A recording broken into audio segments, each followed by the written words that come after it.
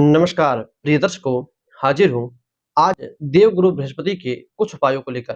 बीते दिनों हमने सूर्य, चंद्रमा, मंगल, बुध के विषय में बात की। आज जो है देवगुरु बृहस्पति का नंबर है। दर्शकों, देवगुरु बृहस्पति यदि आपकी कुंडली में पीड़ित अवस्था में बैठे हों, जैसे नीच के हों, शत्रु राशि में बैठे हों, शत्रुओं द्वारा देखे यानी पापक ग्रहों द्वारा देखे जाते हों, तब ऐसी अवस्था में देवगुरु बृहस्पति को पीड़ित कहा जाता है। और यह पीड़ित बृहस्पति जातक के जीवन में बहुत जो है दिक्कतें लाता है। सबसे ज़्यादा दिक्कत विवाहोपरांत लाता है। विवाह के बाद ऐसे जातक का जीवन आप मानो एक प्रकार से गर्त में ही जाते रहता है, क्योंकि विवाह के कारक देवगुरु बृहस्पति होते हैं। सबसे पहले तो जल्दी विवाह करने ही नहीं देते और हो भी जाता है तो मैरिज लाइफ सही नहीं रहती। ऐसे जातक का पढ़ाई भी आप देख लो, यदि देवगुरु बृहस्पति पीड़ित हैं तो शुरू की पढ़ाई, ग्रेजुएशन की पढ़ाई कुछ सही नहीं रहती। उसे पढ़ाई के समय भी अनेकों दिक्कतें सामने परेशानियों का सामना करना पड़ता है। देवगुरु बृहस्पति पीड़ित अवस्था में हो तो ऐसे जातक को पेट से संबंधित दिक्कतें हमेशा देखने को मिलती है। ऐसे जातक का शरीर आप कह सकते हो कि थोड़ा हद से ज़्यादा फूला हुआ रहता है या उसे फाइलेरिया जैसी बीमारियों का सामना करना पड़ता है। दर्शकों, देवगुरु बृहस्पति को मजबूत करने के लिए जो उपाय मैं लेकर हाजिर हूँ, उसे आप करते हैं। बहुत छोटे-छोटे और बहुत सरल उपाय हैं। यदि आप इसे करते हो, तो देवगुरु बृहस्पति से संबंधित जितनी भी समस्याएँ आपके जीवन में चल रही है, सारी समस्याएँ समाप्त हो जाएँगी। क्या उपाय है? आइए जानते हैं। दर्शकों, देवगुरु बृहस्पति को मजबूत करने के लिए सबसे पहला उपाय यही है, बृहस्पति जो है बड़े बुजुर्गों के कारक हैं।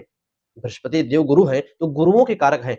ऐसा जातक अपने गुरु का, अपने टीचरों का, जिसने उसको किसी भी प्रकार से कोई शिक्षा, कोई ज्ञान की बात बतलाई है, उसका, अथवा आप कह सकते हो कि अपने माता-पिता का, अपने घर में बड़े बुजुर्गों का सम्मान करे, आदर करे, प्रतिदिन उनका आशीर्वाद ले। भगवान राम जी के आप आदर्श चरित्रों से देखो, तो राम जी क्या करते थे? प्रातःकाल उठी रघुनाथा, गुरु मात पिता चरण नावहि माथा।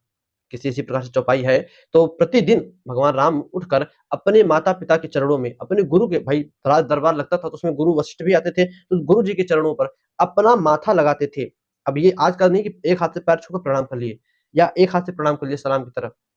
अपने माथों को उनके चरणों में लगाते थे, तो ख़ैर आप नहीं लगा सकते भई, अब आज के ज़माने की लड़की हो, तो हाथ जोड़कर, दोनों हाथ जोड़कर प्रणाम कर सकते हैं, इतना करिए। या हाथ से उनके पैरों को छूकर प्रणाम कीजिए, और भी सर्वोत्तम है। इससे आपके देवगुरु बृहस्पति अति प्रसन्न होंगे और आपको तरक्की के नए रास्ते दिलाएँगे। दर्शकों, देवगुरु बृहस्पति को मजबूत करने का दूसरा उपाय है कि लकड़ी का चंदन मिल जाए आपको, तो सबसे अच्छा, लकड़ी के चंदन को पत्थर पर घस कर उसमें थोड़ा-सा केसर मिला लीजिए, उसको घिस कर मिलाकर उसका लेप थोड़ा-सा छोटा-सा माथे पर लगाइए, इससे भी देवगुरु बृहस्पति प्रसन्न होते हैं। देवी-देवताओं का पूजन कीजिए, 1 मिनट ही, 2 मिनट ही, हनुमान चालीसा हो गया, कुछ मंत्र हो गए, ये अपने घर के मंदिर में, देवी-देवताओं के मंदिर में जाकर पढ़िए, उससे भी देवगुरु बृहस्पति प्रसन्न होते हैं। दर्शकों, बड़े बुजुर्गों का सम्मान कीजिए, कोई गरीब हो, भिखारी हो, बूढ़ा हो, तो खासकर उसकी सहायता कीजिए। जो भी आपसे बन पावे उसको उसकी सहायता ₹10 ₹5 अवश्य कीजिए। जब भी मंदिर में जाइए तो खाली हाथ मत जाइए।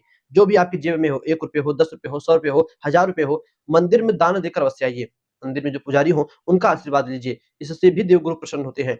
माथे पर चंदन लगाइए, आप सनातन धर्म से जुड़े हैं तो सर पर शिखा, छोटी-सी ही सही किंतु अवश्य रखिए। इससे भी देवगुरु बृहस्पति प्रसन्न होते हैं, आपके जीवन को आगे बढ़ाते हैं।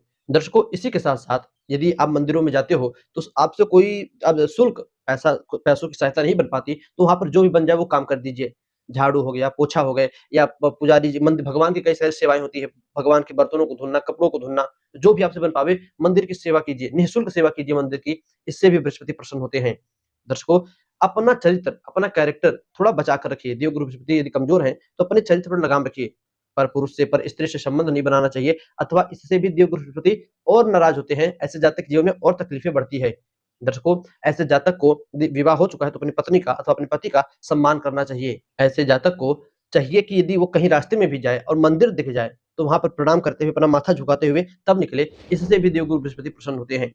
दर्शकों, ऐसे जातक देव यदि गुरुवार का, बृहस्पति को प्रसन्न करने के लिए गुरुवार का व्रत रहे, भगवान विष्णु का पूजन करे, एकादशी का व्रत रहे, तो देवगुरु बृहस्पति उच्च के समान फल देते हैं। भगवान राम की आप उपमा लीजिए, हर जगह मिल जाएगी। एकादशी का व्रत रखते थे, माता-पिता गुरु के चरणों में प्रणाम करते थे, तो आप राम जी की कुंडली देखिए, उसमें आपको देवगुरु बृहस्पति उच्च राशि में स्थित मिलेंगे। और उच्च राशि में होने के कारण ही रावण जैसे महान योद्धा, रावण कम कोई, भाई देखिए शत्रु तो था, किंतु कम बुद्धिमान नहीं था। उस समय, जिस समय रावण अपने जीवन काल में भगवान शिव को प्रसन्न कर लिया, कैलाश पर्वत उठाने की क्षमता रखता था। देवता, दानव, किन्नर, यक्ष, गंधर्व, राक्षस, देवी-देवता सब लोग रावण से डरते थे। ऐसे परम बलशाली दुश्मन को हराने वाले एक था कोई, तो रावण जी, हनुमान, माफ कीजिएगा, राम जी थे। और राम जी को इतना ज्ञान, इतनी बुद्धि आई कहाँ से? तो गुरु की सेवा से। भाई किसी का गुरु कुंडली मजबूत हो तभी उसको ज्ञान मिलेगा, तभी बुद्धि मिलेगी, तभी उसकी पढ़ाई सही से होगी। वो जो शास्त्रों की या शस्त्रों की, अस्त्र शस्त्रों की ज्ञान लेगा, उसमें महारत हासिल करेगा। दर्शकों, एक चीज और, कर्ण को उनके गुरु ने ही श्राप दिया था, तभी उस कर्ण की मृत्यु हुई। अथवा कर्ण जैसा महान योद्धा भी कोई नहीं था, कभी उस कर्ण की मृत्यु नहीं हो पाती। कवच कुंडल था, अस्त्र शस्त्रों का ज्ञान था, किंतु गुरु से झूठ बोलने के कारण और गुरु के श्राप से ही कर्ण की मृत्यु हुई। तो गुरु का बलशाली कुंडली में होना परम आवश्यक है। तो गुरु को बलशाली कीजिए। कैसे करना है, उपाय मैं बतला ही रहा हूं। अगला उपाय है, यदि आपको कहीं पर केले का पेड़ मिल जाए तो गुरुवार के दिन उस केले के पेड़ की पूजा कीजिए। उसमें भगवान विष्णु का दर्शन करते हुए जल चढ़ाइए, चने की दाल चढ़ाइए, पीले रंग के जो धागे होते हैं उससे लपेटिए, अगरबत्ती, धूप, दीप प्रणाम कीजिए। इससे भी देवगुरु बृहस्पति प्रसन्न होते हैं। दोस्तों, एक सबसे आखिरी जो मजबूत उपाय दिखता है वो ये है कि बृहस्पति को प्रसन्न करने के लिए गुरुवार के दिन प्रातः काल गुरु की होरा में गेहूं के आटे को गूंथ कर उसका छोटा सा लोई बना लीजिए। जैसे रोटी बनाने के लिए छोटा छोटा बनाते हैं, उसी प्रकार एक लोई बना लीजिए। लोई को बीच में गड्ढा करके उसमें थोड़ा सा चने की दाल डाल दीजिए, थोड़ा सा गुड़, भेली मिल जाए गुड़ तो उसे डाल दीजिए, और पीली हल्दी, इन तीनों चीजों को डालकर उसे बढ़िया से बंद करके किसी गाय को खिला दीजिए। चाहे रोटी बनाकर खिला दीजिए, चाहे इसी प्रकार कच्चा आटा खिलाएंगे तो भाई शायद नुकसान कर दे, तो रोटी बनाकर खिला दीजिए। यह भी देवगुरु बृहस्पति को प्रसन्न करने का, मजबूत करने का बड़ा ही अच्छा उपाय है। और उसके बाद बहुत सारी, अब फिर आप चले जाओगे खर्चों की दुनिया में। चाहे आप बृहस्पति का रत्न पहनो, बृहस्पति का जाप करवाओ, बृहस्पति के दान की सामान्य चीजें दो। आप चाहो तो आपके घर पड़ा हो तो दाल का दान, जो भी आपके यहाँ मसूर की दाल, चने की दाल, अरहर की दाल, जो भी दाल हो, कोई गरीब आवे थोड़ा सा उसको दाल की दान कीजिए। अब जो भी पीली चीजें हो, पीली कपड़ी हो गई, पीली कलम हो गई, पीली रक्षा सूत्र हो गई। बृहस्पति खराब हो तो हाथ में पीला रक्षा बांधिए। बृहस्पति खराब हो तो भगवान विष्णु का पूजन कीजिए। बृहस्पति खराब हो तो एकादशी व्रत, गुरुवार का व्रत कीजिए। प्रसन्न होंगे, मजबूत होंगे, और बृहस्पति मजबूत हो गए तो आपके जीवन में हर एक सुख सुविधाएं, हर एक बुद्धिमानी वाली चीजें, आपके नौकरी में विकास, आपके बच्चों की पढ़ाई में विकास, आपकी पढ़ाई में विकास बृहस्पति भर देते हैं। तो आप अपनी कुंडली देखिए, आपकी कुंडली में क्या देवगुरु बृहस्पति पीड़ित अवस्था में बैठे हैं और पीड़ित हैं तो किस प्रकार का फल दे रहे हैं, तथा इनमें से आप कौन सा उपाय करोगे, कमेंट करके अवश्य बताइएगा।